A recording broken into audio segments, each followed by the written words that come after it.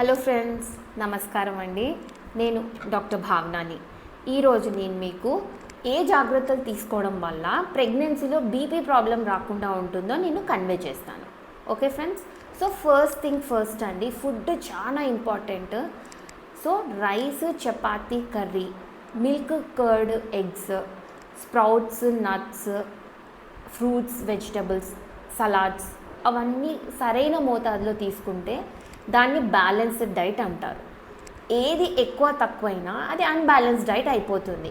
నా దగ్గర patients first 3 months of ప్రెగ్నెన్సీలో నేను చాలా తినలేకపోతున్నాను మేడం అని కొన్ని తినకుండా ఉంటారు, అవాయిడ్ చేస్తూ ఉంటారు, తినలేకపోతారు.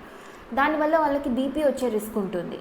ఓకే ఫ్రెండ్స్, సో సాల్ట్ విషయానికి వస్తే ఎక్కువ సాల్ట్ తింటే అంటే 10 to 15 grams సాల్ట్ కంటే ఎక్కువ తింటే బీపీ వచ్చే రిస్క్ పెరిగిపోతుంది.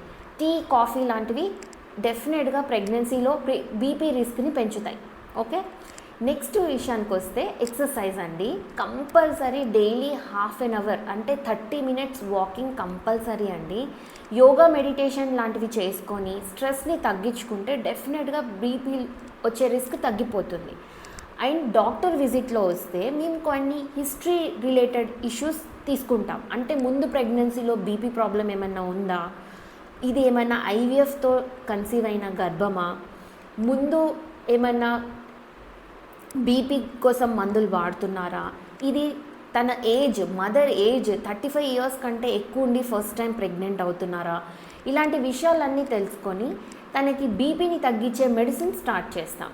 ఓకే ఫ్రెండ్స్, సో ఇలాంటివి జాగ్రత్తలు తీసుకుంటూ ప్రెగ్నెన్సీలో బీపీ ప్రాబ్లమ్ని తగ్గించుకుంటారని ఆశిస్తున్నానండి. ఫస్ట్ టైం కనుక ఈ ఛానల్ని చూస్తున్నట్టయితే ప్లీజ్ సబ్స్క్రైబ్.